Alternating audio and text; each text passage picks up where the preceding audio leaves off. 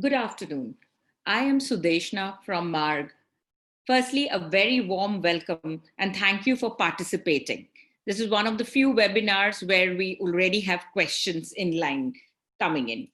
Uh, as MARG Business Transformation, we are experts in providing solutions in training and consulting across all industry verticals over the last 12 years.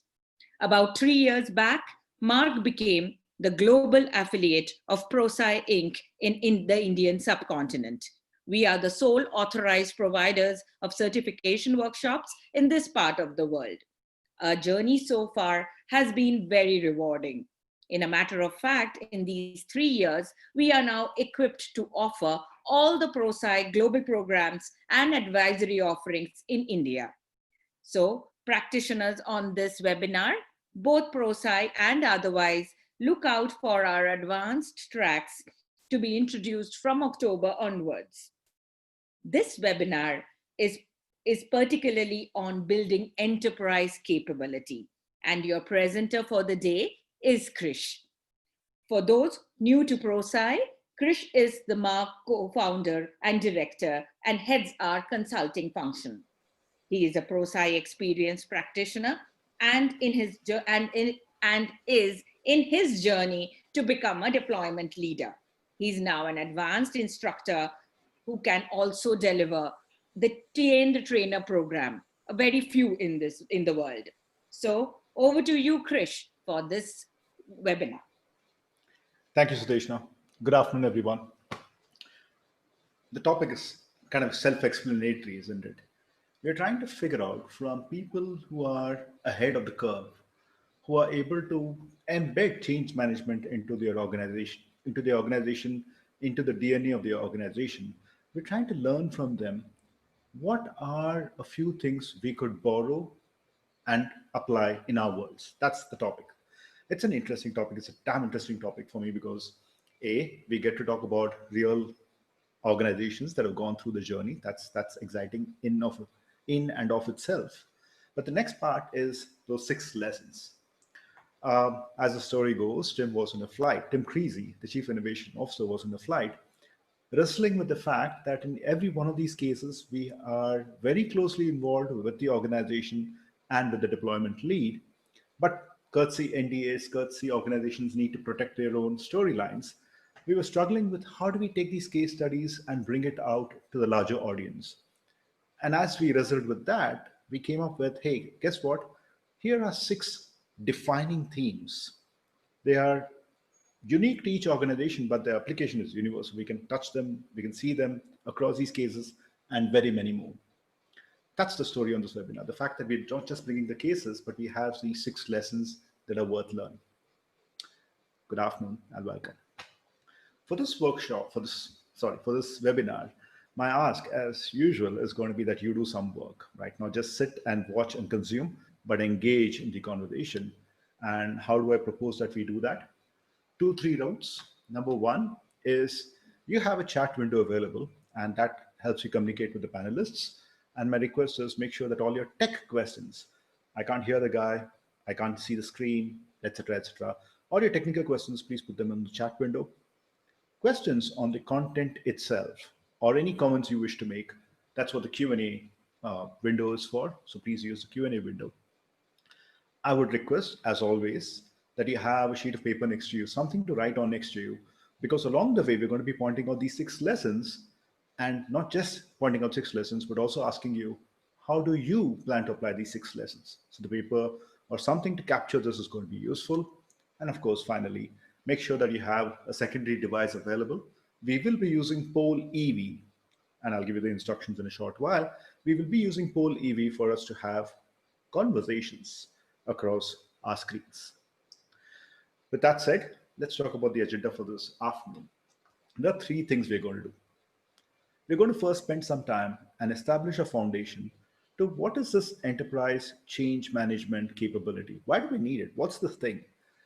And once we set the foundation, it's off to the races. We're going to talk about those 10 cases, and then we're going to work through our 6 themes.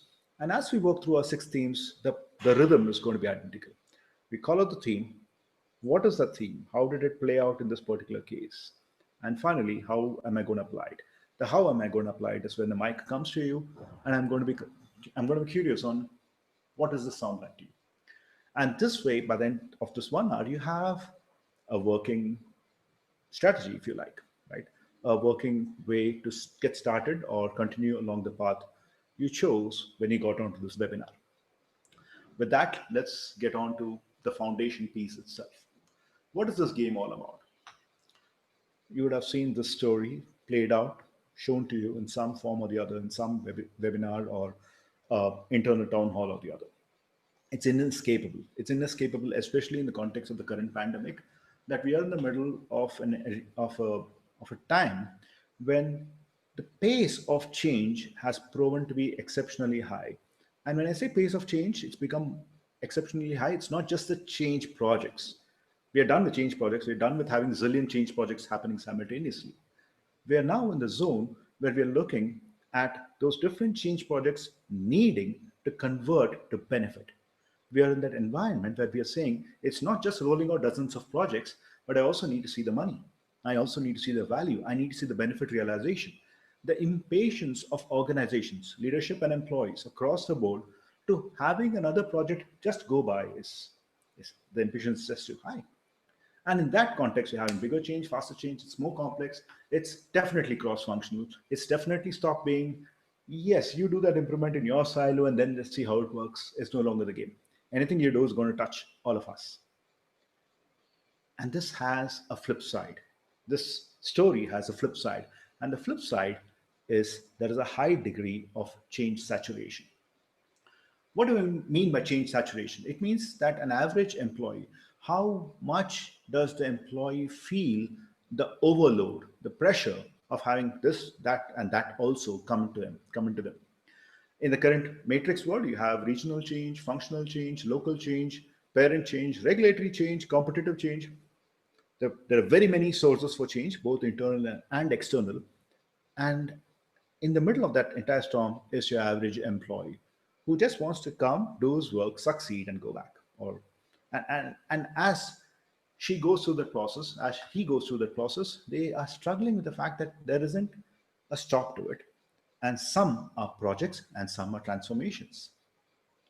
Change saturation is what people feel when that change muscle in the organization is not developed enough to handle all the changes that the organization must deliver to be successful in the future it's driving towards. On the subject of saturation, I'm interested in hearing your feedback. I'd be grateful if you can switch to your Q&A window and type in what have you seen as consequences of this saturation? What is the reaction of the organization, of the people, of the employees, whatever, to the fact that there is lots more change coming? Sudeshna, if could you read out some of the comments that come in, please?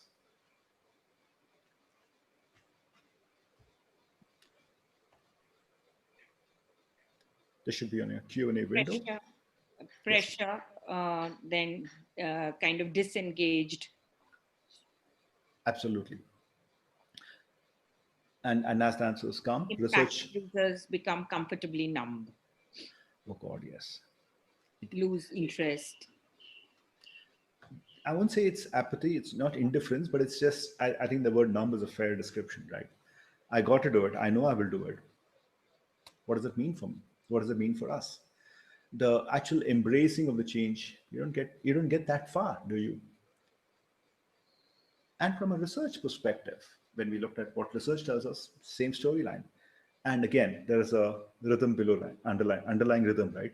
The underlying rhythm is as each change goes out the door without having due consideration for what's going to hit the employee, we also run smack into the fact that the resistance for the next change is increasing. Call it indifference, call it anxiety, call it worry, call it indifference to the next change that comes through, but you are also setting up a potential failure mode for the next change. And is that a risk that you want to do? That's the story on change saturation. And again, there is another flavor to it. Yes, this is change saturation. But guess what? Across worlds, be it McKinsey, be it PwC, or that lovely formula you have from PMI, agility is treasured.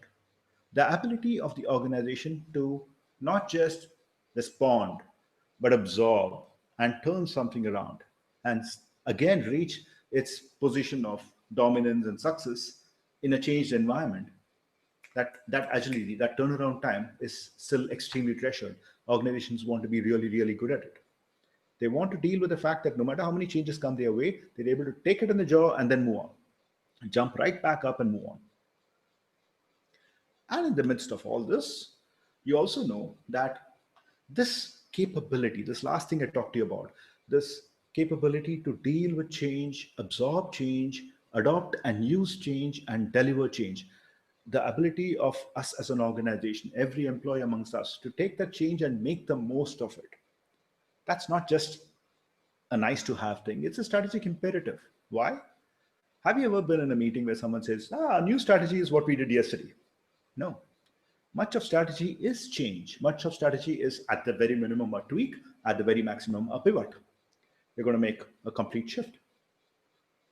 But whichever way you go, there is a huge strategic imperative around our ability to manage the change, and that goes the whole host, right? Define it, manage it, measure it, monitor it, support it, resource it. That whole storyline sits there for change capability.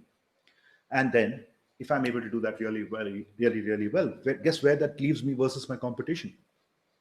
I'm not sitting waiting for the next message to come from X or Y or Z.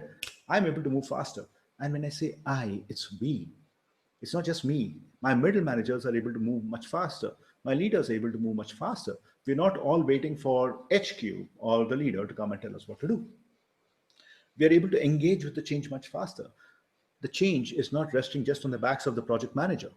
The change is resting on the backs of anyone in the game. The whole organization is putting its shoulder to the wheel. And that would be a competitive advantage. And that competitive advantage is what gives us the cumulative benefits. When we talk about cumulative benefits, well, I don't think I've ever seen a project management business case which ever said, yeah, about 70% of the people will buy into it. Typically, our business cases tend to be assuming 100%. It's not just PM, right? Even as a business head, when I make strategic decisions, I assume that everyone is going to do it. If I'm discussing quality, I'm assuming everyone is going to do it. If I'm discussing productivity, everyone is going to do it. But business reality doesn't work that way. There is a variance in the adoption. There is a variance in the kind of productivity they have after the change. But now assume an organization that is really, really good at managing change well, change capabilities embedded in it. What would that look like? That would look like an organization where each individual in the organization has a particular benefit and there is a cumulative benefit. Eventually, there is dollars and dimes for everyone. And that means we all have a common way of working through change. We have a common approach, a common language, a common vocabulary, a common history of dealing with change. And every one of you in this call are aware of the fact that as organizations grow larger and more global, there are very many voices in this change journey. What is the value of a common approach where we can all look at one thing and say, yes, that is agile, that is transformation, that is a location shift, that is a product alignment, that is a merger, that is an acquisition. What if we had a common approach for most of these things? Research again proves to us that there is a benefit. There is a benefit in the fact that as my change management maturity grows, and these are different levels of maturity, we'll talk about it a little later, but as we go up the maturity level, look at the project success rate increasing. Look at the fact that the more mature you are, the more your projects are successful. That is the play on which change management capability rests. We want to bring in a capability to our organization that helps us succeed in this ever-changing world, not just say change is a constant and move past that. And guess what? That's a journey. That's something that is going to come in bits and pieces. It's going to take 2 steps forward, a step back. It's a journey because you're not doing it alone. You got to do it with a lot of people. You have to do it with the organization.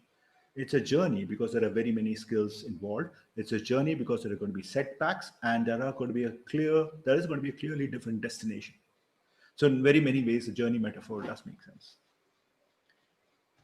And with that rough introduction, I'm inviting you to the first poll everywhere poll. Right? Now, how do we do this? What I'm requesting is on your device, on your phone, on your tablet, whichever one you like, if you can go to that URL, I think the URL is going to appear on your chat window too, polev.com/marg transform. And if you go to that URL and respond to the question that appears, then your response turns up here suitably anonymized. And we can get to see what all of us are thinking, right? So, with that introduction, my first question to you is, where do you feel you are in your ECM journey, enterprise change management journey? Where are you in this journey where you are looking to bring your whole organization capable at change? And these are good places to be in, aren't they? Because organizations are now realizing that it's not the old way is not enough. It's not about that. It's not about something as cliched as that. It's just that the organization would like to do what they're doing on steroids. Many of the organizations we work with have a culture, have a DNA that makes them quite resilient to most changes. They're saying resilience is not enough. I'm growing as I speak. I have new leaders and new managers come in, and each time I'm explaining the same thing over to them. I want this to be natural. And what I find beautiful about what I'm seeing on screen is we haven't even thought about it as no takers. Yes, there is a selection bias. Obviously, you're in the session because you already know about this and you want answers. Nevertheless, it's good to see that. And again, coming back to what this whole session is about, for those of you who are in the first half, you're going to be hearing some lessons that you can take back and start applying in your organization. For those of you in the second half, this is going to give you a chance to do two things. One is review, retrospect on, is there something else that we are missing? Is there something else I could add to the mix? You get to pick and choose what you want to bring to the table. It also helps you get a sense of if you're already successful, where is the success getting derived from? And if you're not going as fast as you would like, where would you like to interfere? Interfere is a poor choice of words. Where would you like to add value? Yeah, that sounds better. Thank you for this input. And with that, let's move on to what does an ECM journey actually look like. ECM, Enterprise Change Management. In ProSci, what we call ECM is our ability to help the organization build capability. And we tend to treat it as a project. It too, like every change projects, need a sponsor, need leadership to be aligned, need us to have a clear sense of where we are. And the where we are, the answer to the where we are, we do this in a enterprise change management workshop, we do this in a boot camp, we do this in a strategic alignment workshop, and eventually we test maturity models with a very, very detailed audit exercise. But we need to have a start point and we need to have an end point. We need to have clarity over the fact that I need to make sure I'm gaining these skills, these abilities, these capabilities in the next few years. And once I do that, I then get to create a strategy that's based on leadership, process, structure, skills, or project. I need to make sure that I'm using a mixture of this to get an edge on that ECM journey. We have been in this journey for quite some time. For the last 15 years or so, is is the length of time our presence in this space has enabled organizations to build this capability. Uh, we have a very strong research base in this area. We also have a very strong action base in this area. And when I say action base, we have a very strong base through which we make sure that organizations align leadership, bring their thoughts together, bring their skin in the game together, and also provide them with a great storyline on where we are, where we're going, and what's the action plan. And as we do this, it becomes important for us to work with leaders within the organization. So it's not just doing this help session. The ECM bootcamp is a purely a learning session where we teach an organization how to embed capability. And when I say teach an organization, organizations don't change, individuals do. And in that context, we help leaders become more capable at deploying the change. We work with individual leaders or groups or teams to make sure they're really, really good at bringing the change about. And this is typically a 1.5 year, 2 year exercise, making someone an advanced deployment leader. And besides this, we also work with organizations in scaling it and standardizing it, making sure that we have, it's not just come to this workshop, figure it out, and then go back. It's something that the organization can easily scale across its footprint. So this is the kind of solutions that we bring to the table in order to make organizations deal with embedding this change capability in them. And the reason I told you all that is to tell you that in each of these 10 cases that we are discussing today, we have that kind of a relationship with the organization, that kind of insight, that kind of knowledge on their respective journeys. And it's an interesting mix of people, right? We have a high-tech company, a $28 billion high-tech company, which was going through a thought process on how do I bring change management to life with my 18,000 employees. We have the transportation department. Actually, this is a case sitting in the Prosci blog, the Colorado Department of Transportation, and this is the transportation department saying, I want to do this differently. I want to address my process optimization in a way that also builds my change capability. We have web service company, and then we have retail business. The retail business is again interesting. Like all retail businesses, it's not just I'm the retail business and I'm telling all my franchisees or my organization to do something. It's a retail business where you have a certain federated structure. There's a lot of autonomy available to those um, different entities that are the face of the business. Now, how do you bring change capability when you're first among equals almost? And that's something we thought through.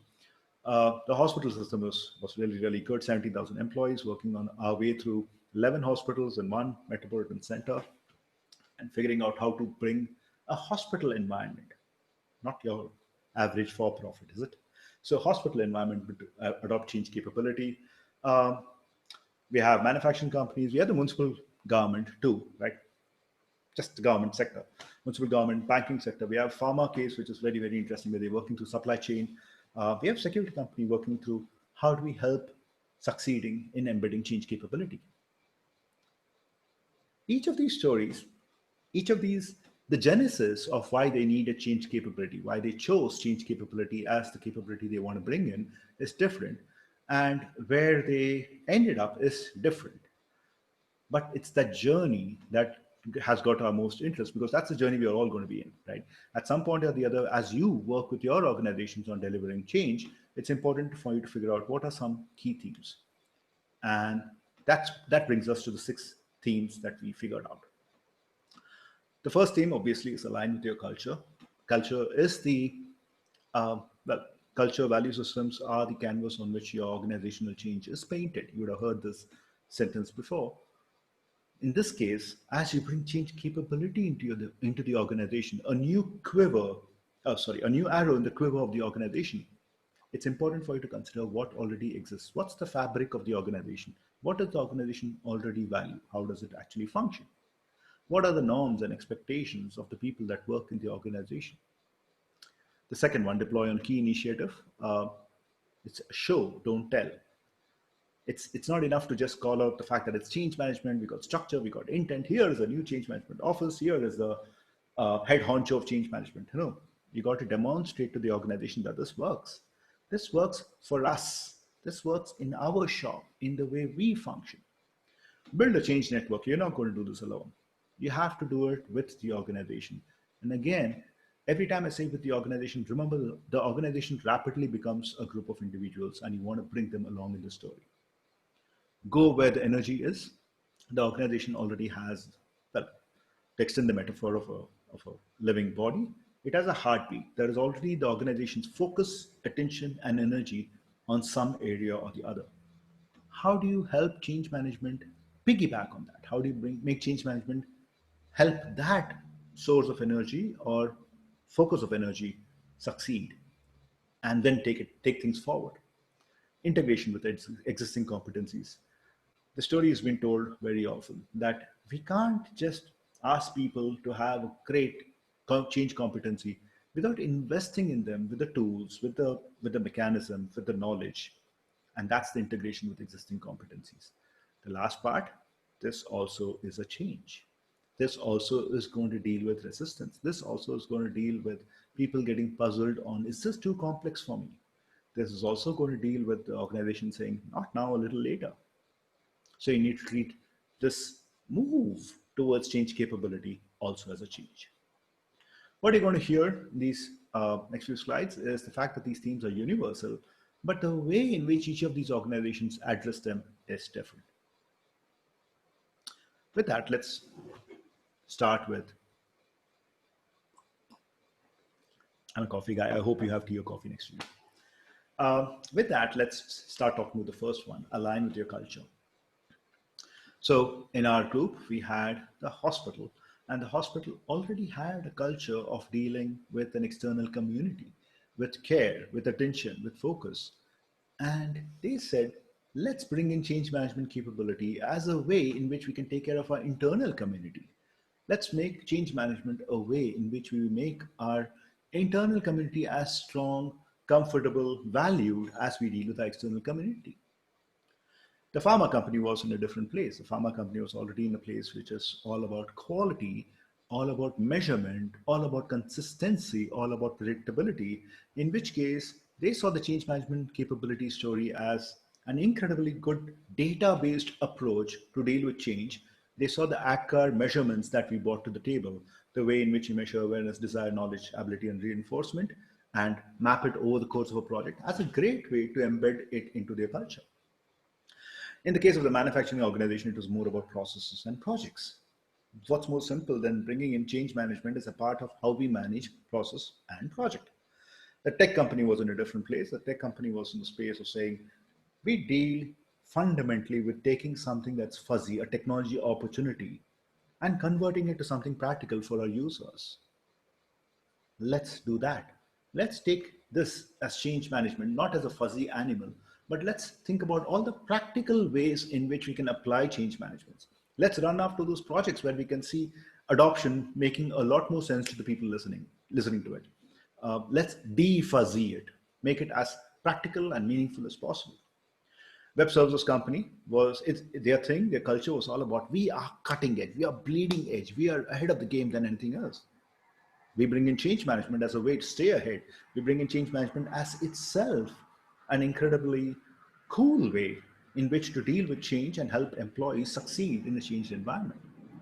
And the retail company, retail organization, interesting mechanism because they already had an organization which was autonomous, federated, retail, already dealing with cuts, efficiencies, potentially pushback. And so this became a way in which we're going to drive a consensus about something that ties us together, something that brings us all together. So these are some ways in which the organization took us to step back and said, what are we about? What is our culture about? And then parsed change management capability in a way that the employees could relate to, could understand. Question over to you. What I'm going to do on poll EV is ask you this question. I'm going to ask you to think about this, right? Think about what your organization's culture is. Fill in the blank. My culture, my organization's culture is X. So I will position enterprise change management as Y. So on the poll EV screen, you're going to have a text box, and my request is answer colon semicolon answer. So in this case, for example, if you're going to say my organization is very performance oriented, so I will position enterprise change management as driven with metrics. So your response becomes performance oriented and driven with metrics. I'm going to do this multiple times for these 6 themes. So my request as I open up the slide is see if you can follow the pattern. The pattern is fill in the blank 1, fill in the blank 2 with a semicolon in the middle. Don't press enter. If you press enter, the response goes through, right? With that, here is my poll EV question.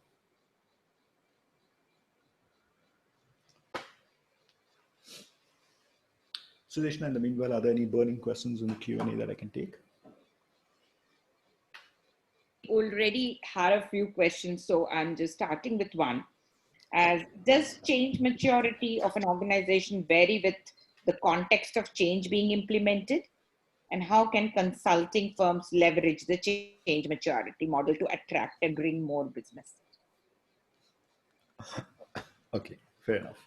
I'll break that question obviously into 2 parts. The first part of the question, think of change management maturity as a muscle. So if you take that metaphor, then what you said is exactly right.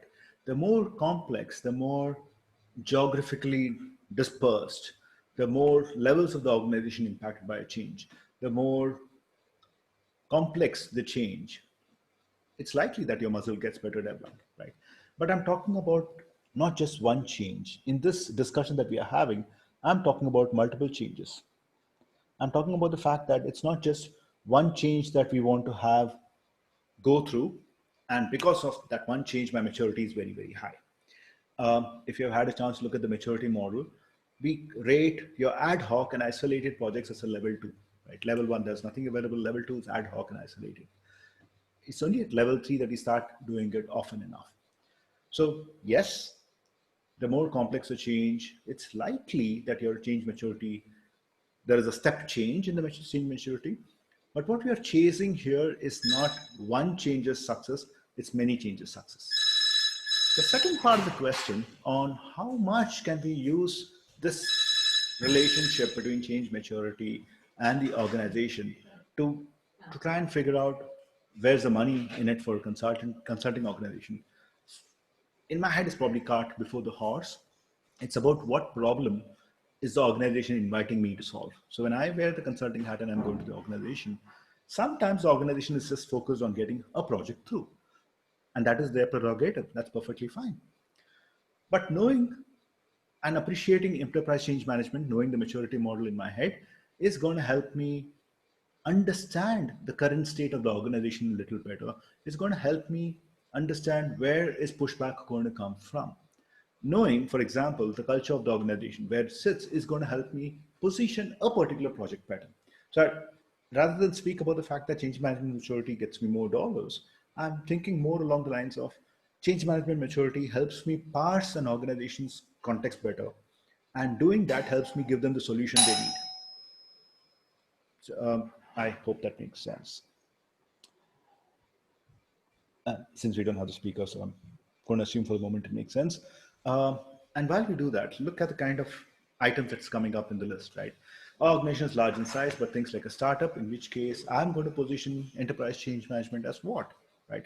In my case, if it's think like a startup, then I'm going to try and position it as let's let's try and do something that helps us work our way through as many projects as possible, because we are a startup. We want to fail fast, fail frequently, and learn a lot, not just fail fast and fail frequently, right? So then I want to position change management as a route in which I can figure out success and failure better. Growth driven, people centric, evolving. If I'm growth driven, people centric, and evolving, and that's the nature of my organization. People centric, that that phrase is beautiful, right? The moment I'm people centric, this is about the people side of change, and change management is probably going to help me succeed in embedding each change in a way that makes employees successful. So I think in many things that you have said, the answers are built into it. And this is great thinking. It allows us now to move on to item number two. How do we deploy it on key initiatives? What is deploying on key initiatives? The point over here is show, don't tell. You can't just call out change management. We have all been in organizations where we have had the leadership go to the offsite. I've been to offsites and then come back and say, guess what? From tomorrow, we're going to be this. Those are words. I could stand up and say, guess what? From tomorrow, from the 6 months down the line, there are going to be 15 such projects launched. So what? But when we instead work on a particular initiative and show the organization, this is what success looks like. See, it's a win-win. See, it worked well. See, we made our numbers, but people are successful too. And people are successful too. And drawing that kind of a connection is highly, highly required when you're dealing with change management. Because guess what? Most times you're walking into a situation where the organization has probably failed at change before. There is a history of failed change. What better than a lighthouse? What better than saying, here is my project and here is a critical project. And it is important that we all succeed. That's deploy on a key initiative. This is the second theme, the second consistent factor that came up with all the innovators. And how did that work? In this case, if I look at what happened with the web services organization, it was a change of seats, locations, and we all know that the moment you touch someone's seat or location, it is an area of sensitivity. But that was a key project, and it made brilliant sense for the organization to say, Here is where I want to use change management. I want to make sure that this change has adoption. People engage with why we are doing this and it makes sense for them, it benefits them, and it benefits the organization. That's going to be my cornerstone. That's going to be my litmus test. In the case of the hospital, they were going through an electronic health record system implementation. And you've seen that in very many forms, both in profit and for profit. And you know the pain associated with it. And they said, that's the project I want to test change management on. Transportation. Guess what? I'm dealing with an environment where most of the time my people are out in geographically dispersed locations. They're not with me. They're all around the place. I want to make sure that I want to bring in change management in a way that makes sense for them. With the pharma company do the supply chain initiative, you know supply chain as it is running today, and how complex it is and how difficult it is. That was the pharma supply chain initiative. In the case of the municipal government, there the thought process was a little different. They were already working on a lot of improvements and initiatives all along the value stream. And they said, guess what? For me to succeed in that, I want to bring in change management. The manufacturing company for me is important, and that's something we should keep in mind as a lesson. In the case of the manufacturing company, it became a story of I've got zillion projects. I want to do two things. I want to make these subset, this key projects absolutely successful. And among them, this is the one project that is make or break for me. And I want to make this a stunning success. So unlike in the other cases where you're dealing with each one having one project that their hearts and minds are already attached to, in the case of the manufacturing organization, there were a diversity of projects. And then the conversation became how do we make this portfolio succeed? How do we make this cluster of projects succeed? And that is how these organizations deployed change management capability on key initiatives. Again, I'm turning the mic over to you. I'm again asking you to do the same thing. On your poll EV, my key initiative is fill in the blank. I choose it because. So you're going to enter X semicolon Y. My question to you is, if you're not already on the journey, which initiative do you want to apply change management on to make change management capability and that initiative a success, a good beginning? If you're not already on that journey, then which initiative do you have and why did you choose it? Over to you.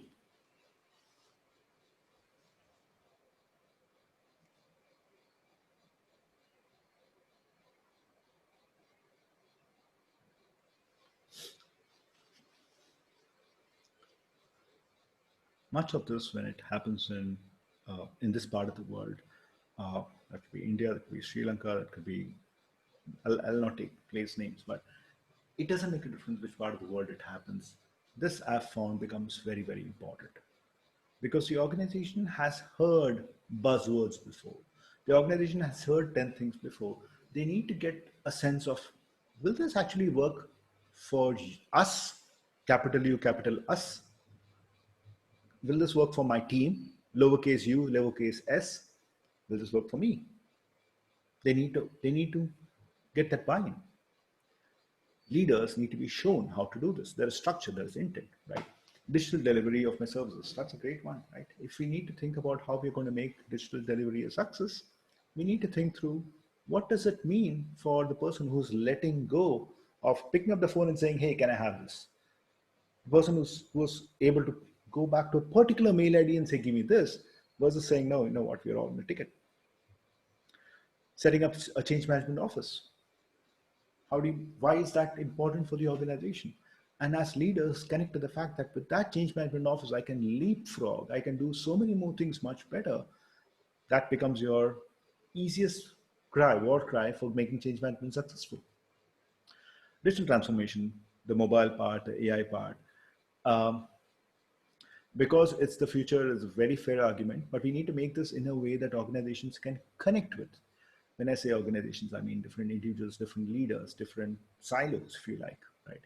Different teams in the organization have different functional priorities. And for them, well, yes, apparently you're going to do some magic and do something different. I remember being a business head in the environment where simplification and efficiency were the call of the day. At which point, everything gives me, oh, it gives me so much FT and so much that many FTs. Is that the way I had wanted to run? Was there another way to do it? And they need help. Those leaders need help for them to translate what's happening in the organization to something meaningful for them. But in each of these cases, if you pick this, and hopefully each of the items that you picked here is is an item of big buzz in the organization, something the organization is betting its bottom dollar on. Most important, it already has leadership attention. You don't have to fight for leadership attention. You're in the game. Thank you for sharing this.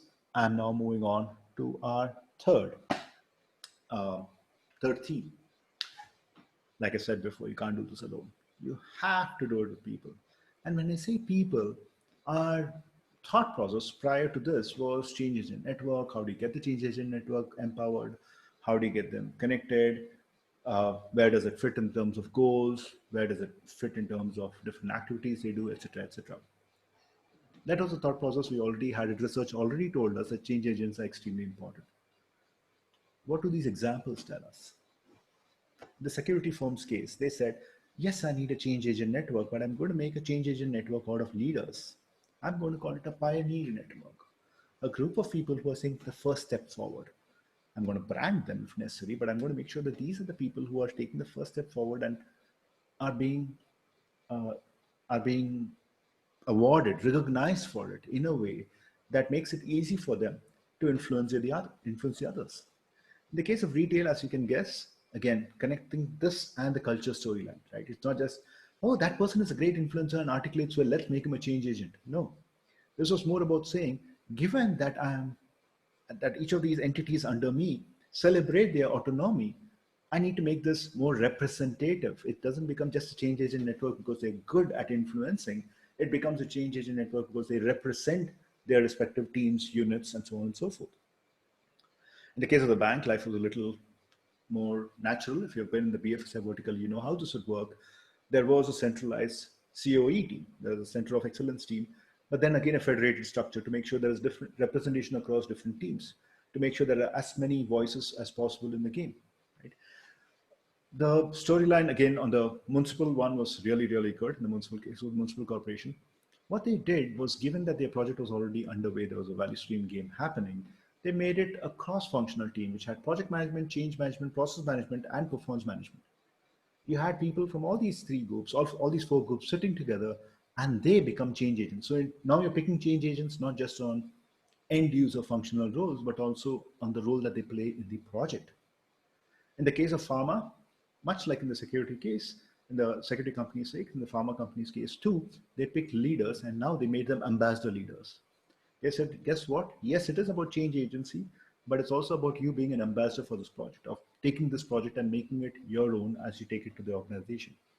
Change practitioners among you are saying, yes, that is brilliant. We get sponsors to talk the story on the project and on change capability. The best part is the transportation part, right? Now, again, think about the fact that, like in retail, we said connected back to the culture. In transportation, obviously, half my employees are out most of the time. So my story now becomes, I need a change agent network that supports the geographical dispersion of my team, or the fact that they are in different places. The point in time to make to you is not just that you build a change agent network, but make it purposeful, make it meaningful to how your organization operates, to make sure your change agent network have that representation, have that presence across the different pieces of your organization in a meaningful way. This is the third theme, building a change agent network. Again, ball back to your code. Who in the organization are you looking at to be your allies during this change? Which are groups that you think can best support you in this change? And who can become your change agent network, who have got the expression, the representation? Who's that group for you in your organization, in your changes?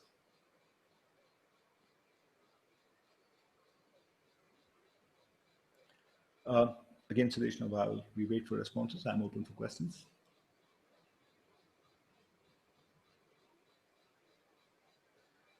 Reps from all units is a great one. We can make it as democratic as possible. Um, I belong to the world where you used to have learning ambassadors. I don't know whether you have them still. But learning ambassadors were from the L&D department, were a part of different teams, and they would be the voice between the L&D team and the organization. Beware of the democracy popping in, right? You want a very purposeful change agent network, and just representation may not be what you need. Word of caution, word to the wise. Functional leaders, HR and L&D teams are a good call because now you're taking it one level higher. And usually HR does have functional presence across groups. That in your organization's case may make a lot of sense. Super users are a great group. Um, some super users are going to throw some eggs and tomatoes at you, right? Because somehow in every project we always ask the super users, you need to take this back to your team. You need to bring back the feedback. So in a way, they're already in that role. But yes, it also makes it easy for them to get on the bandwagon. Definitely leaders, definitely the functional teams. You want to get now connecting back the representative from all units, right? Make sure you have different functional teams. Make sure you have geographical presence, you have geographical representation.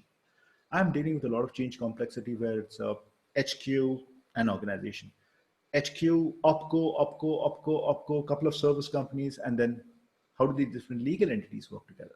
So keep that in mind as you go forward in your change. Don't just assume that because, oh, we are touching those legal entities and that region only in phase two, I can come to them later. Please don't do that. Think about building a change agent network as you go through this process. It is change capability building we're talking about. Yes, change leaders at all levels, it's important. We talk a little bit about different roles during change management. Just be aware that when we do this right, we're already going to have sponsors and managers hopefully bought into this change. We're asking for something incremental here. So that's the point on, you don't have to make all leaders of change into change agent network, right? Uh, Change owners and influencers, key managers who are popular. Yes. And like I said, just be aware that I'm looking for you creating this community of practice, a group of people who are not necessarily people managers, who are not necessarily sponsors, but they are potentially good voices of change. And there is, you're right, an overlap in these groups. And it needs to be diverse. Young, old, women. Yes, yes, absolutely right. We need to have as many different voices speaking about why the change makes sense. In an organizational context, I would also say diversity means the length of tenure. I would say diversity means the degree of educational difference. Diversity could mean any or all of those things. People who ask inconvenient questions. Yes. We also want people who are coachable and who can flip, right? Who at some point stop asking inconvenient questions and they are okay with saying, okay, now it all finally makes sense.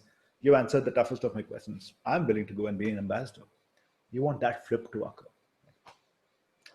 Influencers across verticals and teams. As you can see, we already have these strong allies in the game. There are people we know, there are people we connect with. Remember, we are in the change capability game, right? Be it the marketing team, be it the communication team. It's building change capability and not just success in the project. It's a long haul journey. Research data tells us that it takes about a year and a half to move from one level of maturity to another, if not more. With that, let's look at the fourth item. Go where the energy is. Every organization already has its attention, its focus, its vibrancy driven by some activities, projects, some elements of what makes the organization what it is. It could be anything, but if you go where that energy is, if we lead with that, then we are in a great shape to succeed. What happened in our respective cases, right? Straightforward. In the web services company, IT was, I won't say center of the world, but IT was the best place to start. And so they made it an IT driven, IT connected change management practice. But then they started connecting with other business units, made other strategic partnerships. In my own case, I had a similar, another example, another company where we had to go through the same journey. And we had them connect with teams like sales operations. We had them connect with teams like PPC in manufacturing. We had them connect with teams like MIS or the dashboard team, and so on and so forth. And in one case, we had them connect with the PMO, which is a different entity. As you notice, in each case, I'm talking about an adjacent department that works with the main department. And as this team made that successful strategic partnership, they get more and more credibility. They get more and more success. The energy there then becomes, how do we spot problems and fix them before they happen? In the case of a security company, it became very, very important. Remember the pioneer network comment I made, right? Make them a group of pioneers and hence tell them this is not HR process. This is not a CMO process, not some generic process. This is now a business process. This is how we run business. In the case of the banking company, it was more about, like I said, a center of excellence. But now, as I sit before center of excellence in a federated structure, but then now we started creating a business unit which created a community of practice. Make them a group that works among themselves, make them a group that gets comfortable. In the retail case, we said, guess what? We need those entities that are around us, energy, right? All those entities that are the face of the organization. We need to give them voice. We need to make sure that that structure allows people to get to lead. So your change agents that you created, they start leading the way. They make key decisions on your change. In the case of the high-tech company, we made sure that we're going to create as many documented successes. You remember, there's a company that said, I want practical stuff. I want to make it fuzzy. I don't want to make it magical. Practical stuff. So call out as many successes as possible. Create the buzz on the walls. Create the buzz on their Slack networks. Create the buzz in a way that they can readily connect it. In the case of manufacturing, they went a little different route, which was very interesting. There, the leaders did the roadshow, and having done the roadshow, they said this change management capability thing is not an open enrollment. We're not expecting to paint every leader, every middle manager, every SME with a change management brush. You need to sign up. You need to come up and say, I would like to take up this responsibility, almost creating an artificial scarcity and making it an area of interest. So again, I'm giving you examples of what the organizations were already doing, and then they connected this to the energy. They connected this to the fact that, hey, while you're already doing this, don't you want to do this better? While you're already doing this, isn't it important that you connect in a meaningful way? Again, on the fourth theme, what is one source of energy that you think you have in your organization? What is one thing that you feel in your organization definitely attracts eyeballs in the blog, definitely attracts attention in the organization, is an area that people are already giving attention and energy into? And how are you going to tap into that?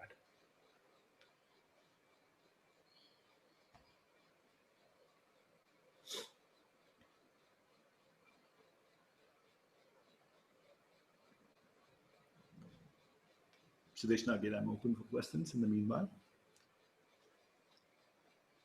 Yes. Collaboration, passion, Yes, absolutely. we have. So there is this question on resistance.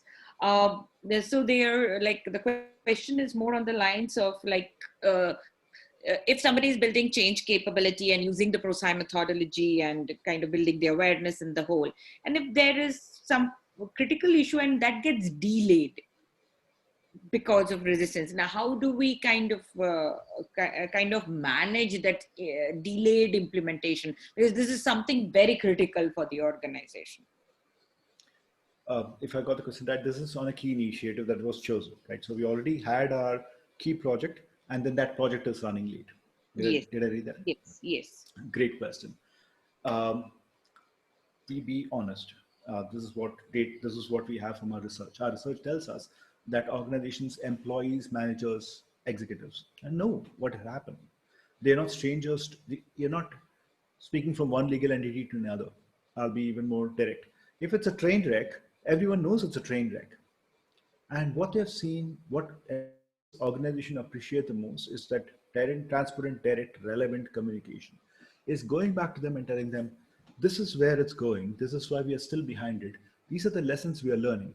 This is why, while the project is not delivering what we needed to deliver, in our journey to get better at change management, this is incredibly useful. This is a learning event. Here are the 5 things we are learning. And for those of you who are more familiar with what we do in ProSci and enterprise change management, we take this and bake it into policies. We bake it into procedures. We bake it into sponsorship lessons. We bake it into the DNA of the organizations that these are some failure modes out of the projects. And same employees, the same groups get to hear it. There is another group. This is for the average Joe who doesn't have necessarily a point to prove or a stand. Right? They're just saying, well, you said you're going to demonstrate success with that. What happened? There's going to be a group that is saying, see, I told you it's not going to work. And we need to work with them. And I remember an earlier comment, right? People who ask the most difficult questions, get them on board, help them understand why this failed.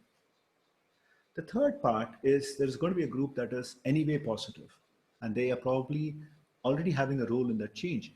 Bring them on board and ask them to speak about why it's still a successful change management journey message, even if the project is struggling. This is my immediate response to what do you say to them? What do you bring back to them? But if I take one step further, one step deeper, why did it change? What is it struggling with? Change management practitioners in this session, they're very familiar with the fact that we got a whole bunch of tools with which we analyze where a project is struggling. What issues it's struggling with? Is it struggling because of poor solution design? Is it struggling because of poor sponsorship? Is it struggling because of poor agreement from managers? I bet that if we can find out where it is struggling using the assessments, using the diagnostics that we have in ProSci, you get very comfortable with perfect. This is exactly what ought to have happened. This project was bound to struggle at this stage, and this is where we need to push harder and get through. So, two responses. One is this is what you take back to the employees, but as a change leader, I also think it's on you to go back and ask why is it struggling and come back with a meaningful response to that. And that feeds itself back into the change journey. Again, thanks for the response. I like how you're describing it. And if you notice, much of what you're describing is very employee centric. And that's where the game is. In most organizations, the richest source of energy is probably going to be employee experience. Is how leaders hear messages, like to have it told, like to be dealt with. It's your employees who have most of the energy. And I love the way that you guys are translating what you're hearing into if I can take this change capability journey to something that makes sense to those demographic. I'm sorry, I'm pointing to a bigger screen I have. Uh, if you can get it to those demographics, we'd be successful. Great, great, great insight. Last couple of points. One is integrated with existing competencies. This should come as no surprise with all that we discussed. We can't just throw change management out to the whole organization and say, from tomorrow, go forth and become great change managers, do this successfully, do this really well. We have to do this differently. We have to build the competencies in them differently. Because guess what? There are specific competencies, there are specific tools, there are specific ways in which the organization has to work in order to make change successful. And as we do it well, as we do it better and better, employee engagement increases, employees' response increases, employee experience increases. Our change succeeds, benefit realization increases. How do we do that? How did they do that? In the case of hospital, it was straightforward. It's a critical competency. All leaders need to have it. Let's get rolling. In the case of the tech company, it was about saying, we're going to do this project by project. So in my different projects, I'm going to have a project management boot camp. I'm going to kick off the project with some 2 or 3 days, and that's where I'm going to tell them, this is how you deal with change. In the case of web services company, again, just like in the case of hospital, it became a leadership competency. It's a part of the larger model. Unlike in the case of hospital, where it's dealt with urgency, here it was more about the model itself. In the case of banking, I know it's not out here, but in the case of banking, they said, guess what? We have an ADCAR license. We are taking an ADCAR license. It's a particular license relationship the client has with ProSci in order to use its tools better. They said we're going to use ADCAR and embed it into a manager program that we already have, that we run again and again and again. The last of the themes is treat this capability as a change. Do not be complacent. Do not take for granted that, you know what, we all bought into it, we all believe in it, this is going to happen. No. Much like every other change, anticipate the fact that what every leader thinks this change is may not be aligned. Think about the fact that managers might be asked to do their day-to-day work and deal with this additional change and might show some challenges, some pushback on why now, why this change. Deal with the fact that employees might not quite necessarily relate, agree, acknowledge, know about this change. So remember, the change capability story you're bringing in is itself a change. And again, the way these organizations dealt with it. In the case of the transportation organization, where the deployment leader said this of herself, and the organization also did it. They said, guess what? Building this change is not like rolling out a project. I need to do this differently. I need to look at those various parts. I need to bring some parts of how I manage a particular change into this game, but I also need to think differently about how this change is going to go through, get successful. In the case of the municipality, the thought process was, to be fair, they started off by saying, this is all about knowledge, send everyone to training, and everyone went off to training. We struggled a little bit there before taking a step back and saying, no, no, no. Much like in every other change, I need to build some awareness and create some desire for this change before I put them into training. In the case of the tech company, again, notice I've been saying sponsors, roadshows, sponsors, bring leaders, being change agent networks. Again, here, it became the leaders driving the change management storyline. In the case of the retailer, it was more about saying, guess what? I know as an autonomous group of units, you all have your own challenges. I'm not going to shove this down your throat. Let's figure out how we're going to sequence this, how we're going to make this happen. In the case of the bank, it was about balancing how we do things and how we deploy things. In the case of the security company, it was interesting. And you can, all of you can relate to it. When you treat it like a project, when you treat it like a change itself, they also said, I need to have separate resourcing for it. Where am I going to find resources for this? Are they going to be doing this as a hobby? No. I need someone who's focusing on change capability on the organization as a resource dedicated for that too. So these, in short, are the 6 themes that came up as we looked through these 10 cases. And again, speaking from this part of the world, I don't see any of these different from how I practice change management when I work with an organization, be it on a specific change project or be it in an organizational change project. In both these cases, the focus primarily is on making sure that the organization is able to work its way through it. One last question to you guys, just to compare notes. You've now heard these 6 themes. You've heard that these are 6 lessons that we have learned from those 10 cases. I'm curious, when I ask you which of these, for that journey that you brought to this room, right? Which of these themes do you think is going to be less important, important, or more important? What would you say? Now, the way to answer this question is there's probably an image on your device. And if you tap on the screen, it should drop a pin on, on, your, um, on your thoughts. And and keep in mind that this answer to this question is not about which is better or which is worse. It is which is more appropriate to where your organization is. It's quite likely that if I came back to you 5 years hence, you might say, you know what, capability for us is more about integrating it with existing stuff we do.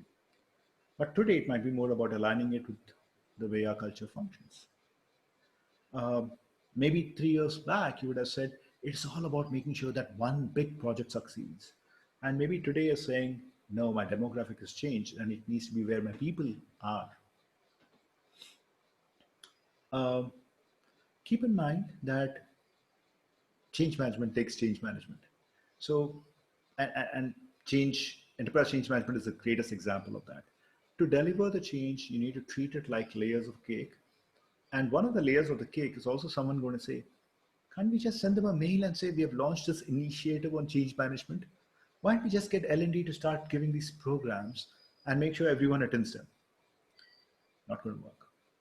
At least research tells us that that is not as effective as you might like it. If I'm not wrong, this poll will stay active, so I'd be grateful for you guys to continue to respond to this poll. I'm in the meanwhile switching to other questions that you might have had. So I'm opening this up for just Q&A. Sudeshna, mic over to you. Yeah. So this last question was a little kind of, the last slide, maybe it was obvious, but it's a question on whether choosing one or a combination of themes or all themes while implementing change in one organization. I normally go with pretty much all the themes. But let me give an example. We were working with an organization that was about 200,000 odd people, geographically diverse. They were a bit of a conglomerate working in various industries. The leadership was, as you can imagine, a very focused group of people. The culture was, I would say, hierarchical, but it was an organization that was just making a shift into a more uh, egalitarian culture. It was making that shift. And one of the reasons it was making the shift was because there was a change in ownership. So they were not strangers to change, and they were dealing with a fair bit of complexity.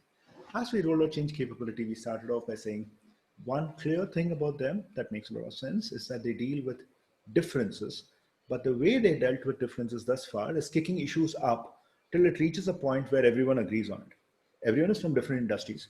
Some issues go all the way up to the board, they go up to the CEO, and so on and so forth. Many things get handled locally. Very little functional connections. And if that is a culture, we said we cannot have one change management capability story for every one of them.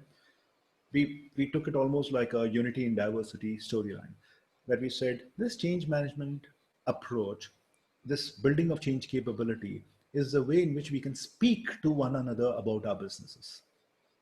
We made change management a common language storyline. And that made a lot of difference in the culture because they said, hey, guess what? Whether it's your industry or my industry, now I start figuring out that you're handling 15 such projects and I'm handling 20 such projects, and this is how they hit each other. We could compare war stories. We made sure that we are doing this on a change that was a regulatory change that was coming, which needed them all to recast their books in a particular way. It was a CFO driven change, but he said, we're going to bring this to a business storyline. And we connected that dot, saying we need a common language because our numbers are now going to start flowing into one stream. And since this is the case, we need a change agent network, which, surprise, is going to get finance guys as change agent networks, which was which made most of the non-finance guys say, really, finance guys, change agent networks? But it worked really well for the organization. The energy of the organization was all about quarter closing. Quarter closing, quarter closing, quarter closing was what the story was about. So we made the change projects, the deployment, and the storyline happen in quarters. So typically, the busiest time for the change management team would be in the mid quarter because we're saying it's a quarterly beat rate, and every time our numbers go out, we're going to see us coming together again and again. Now I'm saying this in this sequence, but it didn't quite emerge in the sequence. But this is how we do it. It's not any one or the other. Good. Sudeshna, That that was a makes good sense. one. Yeah. Uh, this is nice. Good one. How do you see CMO capability evolve in a global shared service center scenario? Any case study on ECM journey? I'm not sure, but I do remember in the ProSci um, blog, there is one, there's a lovely webinar of CMO being set up by an organization, not quite in the shared service environment, but in an environment which required the organization to work with very many entities and how they went through a merger and then they had to redo the whole thing. So that's a webinar worth listening to. My own experience, the CMO role in a shared services entity becomes very, very important because right now you have very, very strong transition teams in most shared services entities. And the transition teams struggle with a pain point often that they are unable to voice, which is what they intend, what happens, and how the business heads and them share responsibilities, and how the other entities that gave the process over to them react to that becomes a very messy scenario. The more time passes on transition, the more difficult it is to measure the success of the transition. That's a pain point that I've seen most transition teams dealing with. So whenever I've seen a CMO pop up in a shared service environment, they love the kind of language we bring into the game, the vocabulary that they have to describe the fact that day 1, day 10, process shifted. Day 10, day 20, process stabilized. Day 20, day 30, technology stabilized. Day 30, day 40, this is where we started involving our improvements, and this is the point where adoption became a curve, utilization became a curve, productivity became a curve. It gives them a more varied and meaningful business sensitive vocabulary to talk. A. B, the CMO office I'm seeing in shared services center quickly gets a lot of respect from leadership because they are now talking the language of project, process, employees, and business. It also puts them in the firing line for a lot of stakeholder conversations. I have found most business heads hearing that there is a CMO in a shared service entity saying, I got 5 changes. Come. Do you have enough resources for me? So the CMO has a great time in asking the business heads, start giving me your people who I can make practitioners, who I can convert to practitioners. And voila, you have your change agent network. So I think it's a damn good environment to be in to have a CMO and shared service entity. There are birthing issues. There are troubles in getting it up and running because different business heads have different process priorities, functional priorities. They report to different stakeholders. Crudely put, herding the cats can be a challenge. But once you get the process up and running, once you get the shared service leader to buy into it, it's a good game. It's very, very useful for the organization. Sudeshna? Yeah, there's a if there is a if the change fatigue comes in, if there is too much of a saturation comes in, then do you think the maturity, change maturity, can you relate it to that? I mean, Yes. it Yes. kind of helps. Absolutely. So if we take a step back, where is the saturation coming from? There are a zillion reasons why the saturation exists. There's absolutely no doubt about it. But the way the saturation gets resolved, the way we are approaching this is as the change management maturity increases, as the organization has more and more tools and gets better equipped to respond to the change, to deliver to the change, the pain, if I might call it, of each change reduces. A. B. The presence, connecting back to the last question of a change management office, or even if you don't have a change management office, and it's good to have a change management office, nevertheless, if you didn't have one, and it's that leadership group and there's a core group doing this project ECM, they now all of a sudden have a great insight into the kind of projects that are running. They now start having a portfolio view of all the changes that are happening in the organization, and that forces prioritization, which is a part of what we do in change in the maturity model, audits. Make them consider what does it mean to that employee to be faced by all these changes. Second benefit, right? There is an awareness and there is a prioritization. The third element that addresses saturation is, if you look through our role-based training, especially when you hit it at an employee level, it addresses the anxiety, and if I might say even the emotions. It addresses the emotions around change. Our program for employees is not about training them on change management and say this is how you do change management better. It's about how do you thrive in an environment when you have so many emotions coming out of the fact that yet another change is coming your way. So I see the way this rolls out, the way ProSci thinks about it, change management maturity addresses it at all three layers, at an organization level, at a project portfolio level, and at an employee level. There is a direct connection, and there is an improvement. The improvement in maturity does address the pain of saturation. Sudeshna, back Uh, to you. yeah. To everybody else, since we are in the question answer phase, you like, if any feedback on the webinar itself, you can leave at prosci@margonline.com, or you will see a few hashtags being given on our social media, which will come out, which you can see in the chat window. You can leave that behind while I'm continuing with the questions we are receiving. So please post your questions in the Q&A. If we are not able to take it in this time, we are going to make sure that we answer your questions. There is one on, again, relating to, like, tips of managing resistance or skepticism of change. So again, the maturity helps here. So continuing to that, and any further tips you can give in managing resistance, in fact, skepticism in particular. Great point. So I'll give you the practical answer first, and then I'll talk about where we come from on the whole change management capability storyline. The practical response to especially skepticism is there are two kinds of skepticism. One, because we have consistently failed a change before. We have made the promises and not been able to deliver on them, and perhaps not been entirely transparent about that. So that could be one area that fuels skepticism. Uh, ProSci has done a lot of research in the area of resistance, specific research on resistance. And we came up with a phrase called constructive resistance, which is essentially saying that it's perhaps not about change. The skepticism is not about the change, it's about the solution design. It's about the fact that someone has a genuine concern over the change itself and is worried that may not succeed. That might be second room for skepticism. The third room for skepticism, third and thereon, is about the employee's own mindset around the change and them choosing to demonstrate anxiety and concern through skepticism. As you notice, the first thing I'm doing is parsing the skepticism, and that's where you would start. You would start by asking, why are they resisting? That's step one of the story.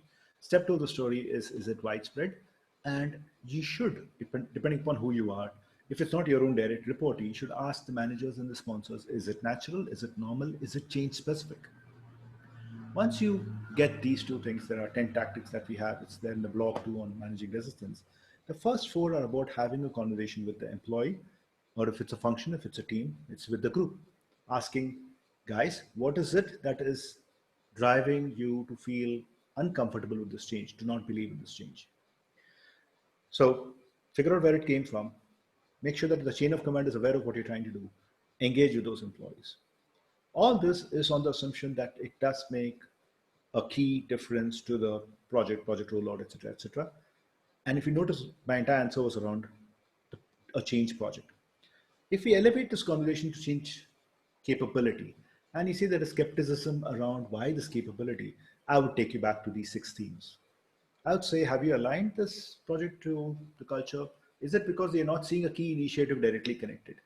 The second one is very important, right? Because with the key initiative, you're putting yourself out there as a change leader. You're saying, I'm betting that this change is going to succeed. I'm going to do all that I can transparently with you to make it succeed. So the moment this capability in my head, these lessons should give you a certain immunity against skepticism. With the change agent network, you're involving people as much as you can. With the going where the energy is, you're already working with the same group that's having the same positive emotions about it. So these lessons should give you a certain level of immunity against skepticism. So those are my two answers. So Deshna, does that make sense? Based on the It does, question you saw. Krish. It does, Krish. Yeah. Moving on. Uh, in terms of, this is always an area where we say, okay, change management while putting in a change becomes difficult, especially in process improvement projects versus where there is a burning platform. So there's a question that in process improvement projects, how could we treat it as an additional burden and activity that is going to take form in their business and that is a pain during the transition phase, rather than being excited and feel a sense of achievement in making the process improvement happen? Good question. There are 3 parts to this answer. Again, this is a change specific question. And this is what we, as in the change practitioner session, this is what we spent these 3 days over, right? How do you position the project for success? The 2, 3 elements that we say are absolutely important is make sure you have a sponsor who thinks what he just said.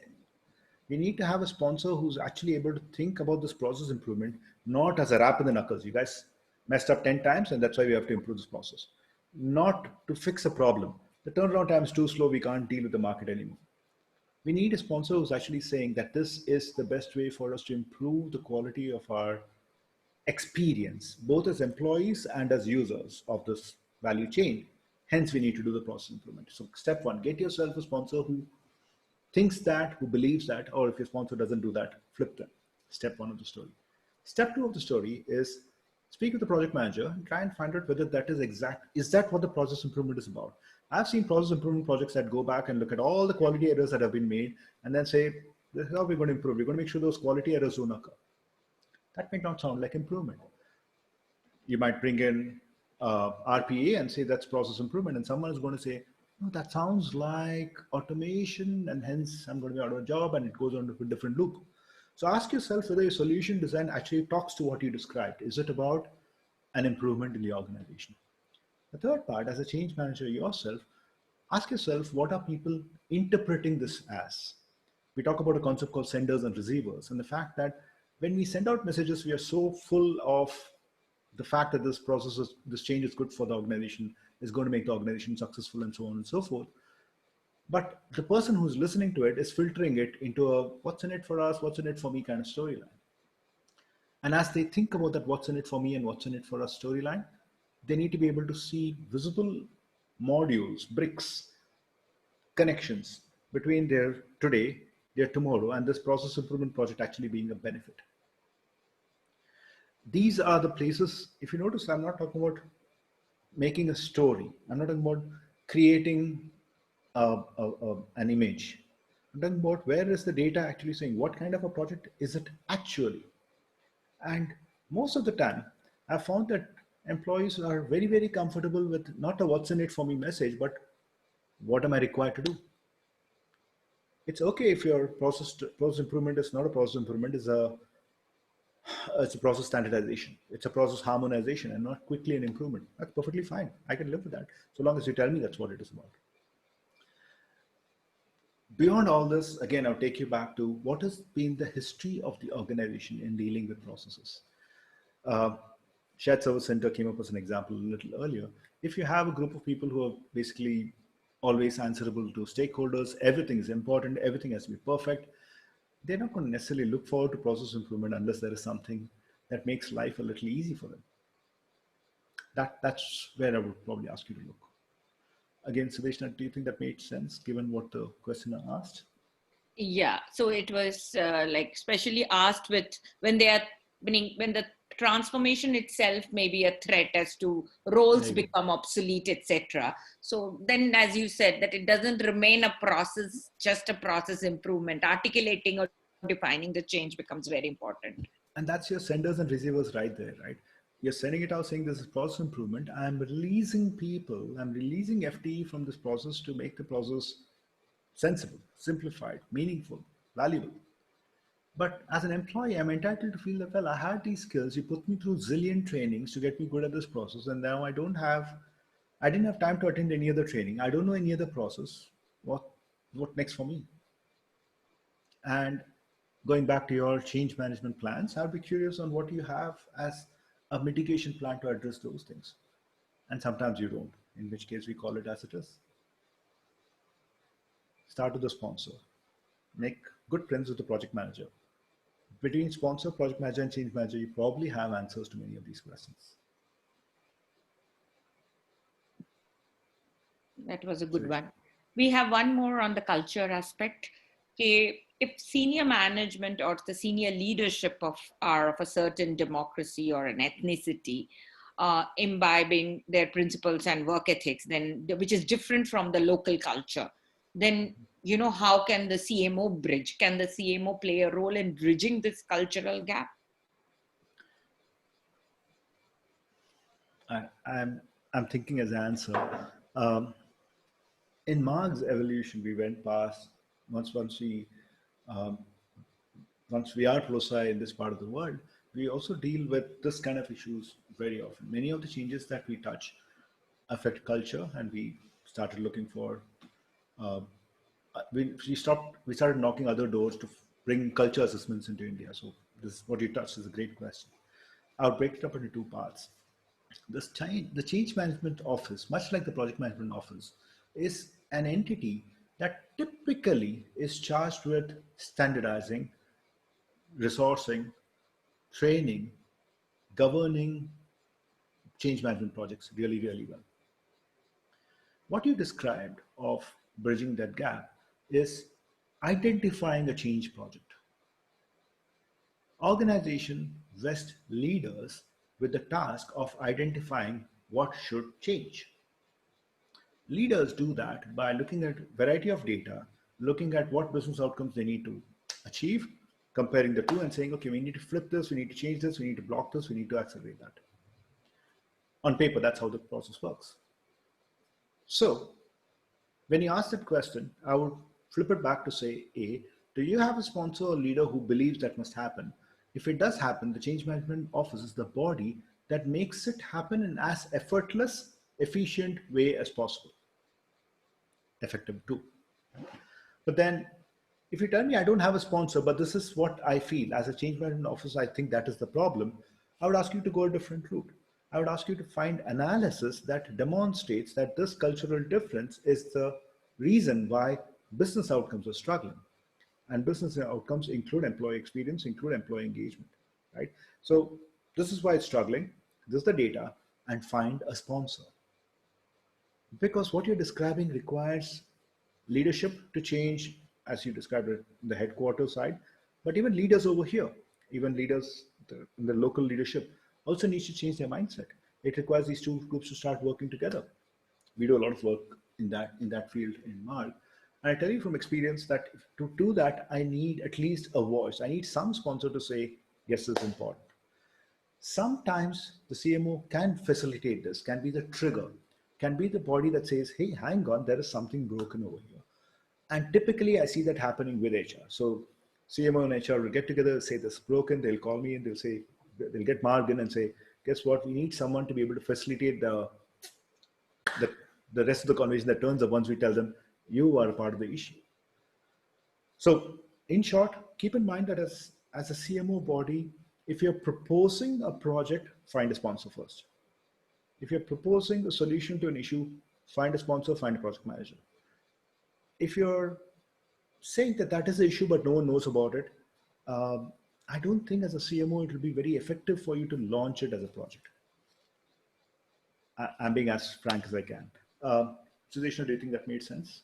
It made because it has to have sponsorship, because this cannot be kind of somebody else feeling it. It has to be the top people feeling. And as you said, that the results, if the results are not happening, then that is the best way to prove that it is a gap. We're having a couple more time for a couple more questions, maybe. What are the significant steps that we need to take while analyzing the need for change? Great question. So this is probably stepping into the territory of the practitioner program that we do. The need for change, if you notice, number one, your project manager already has done a good chunk of it. The sponsor's already done a good chunk of it. Let me take a step back. I'm assuming this question doesn't come from the same territory as the last question, where you're saying something is broken. How do I prove that it's broken? And how do I create the need for the change? How do I make people see that there is important in the need of the change?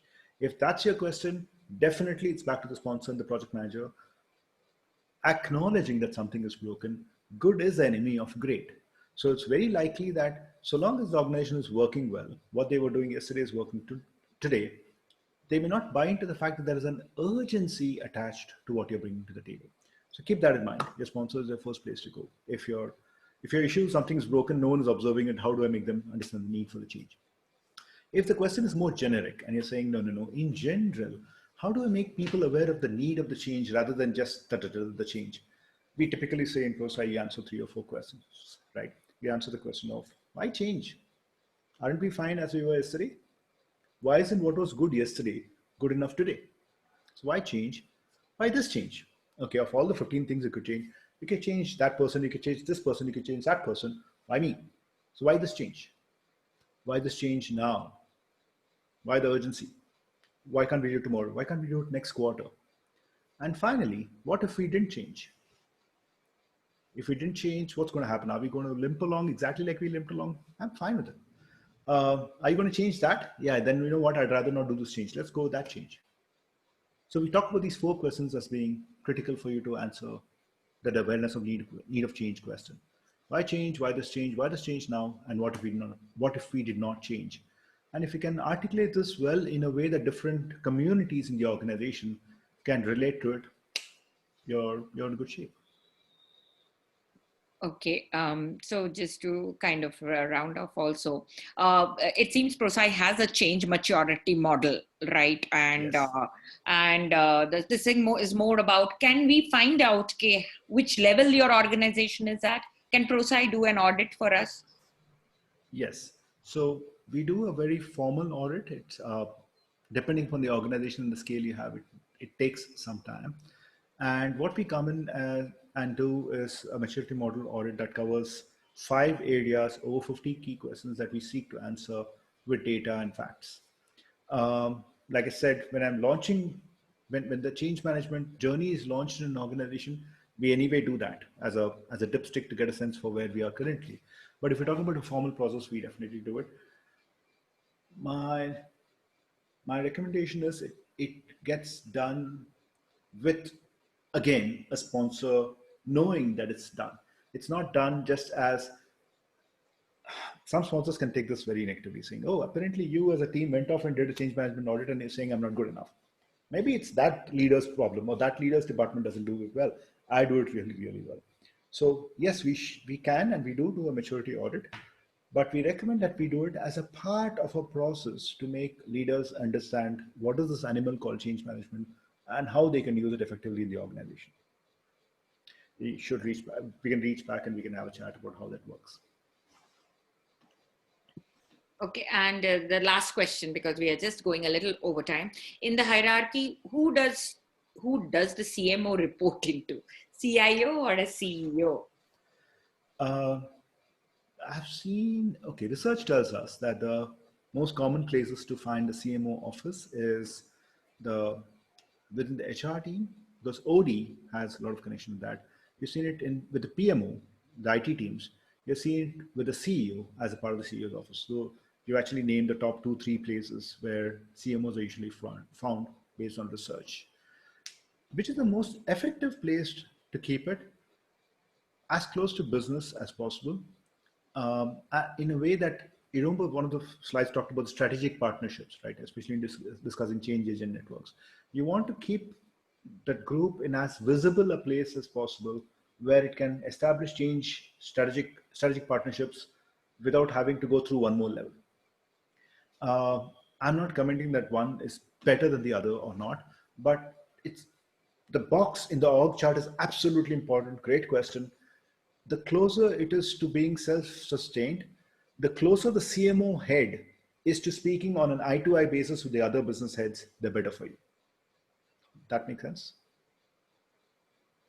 I think it does. We are at the end of time, and thank you, everybody. I think this has been a webinar where we have not seen dropout. There has been continuous participation, and thank you very much for being a part of this webinar.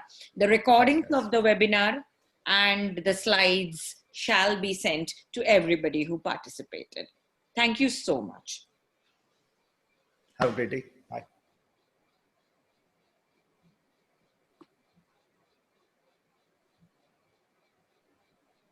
Just a sec.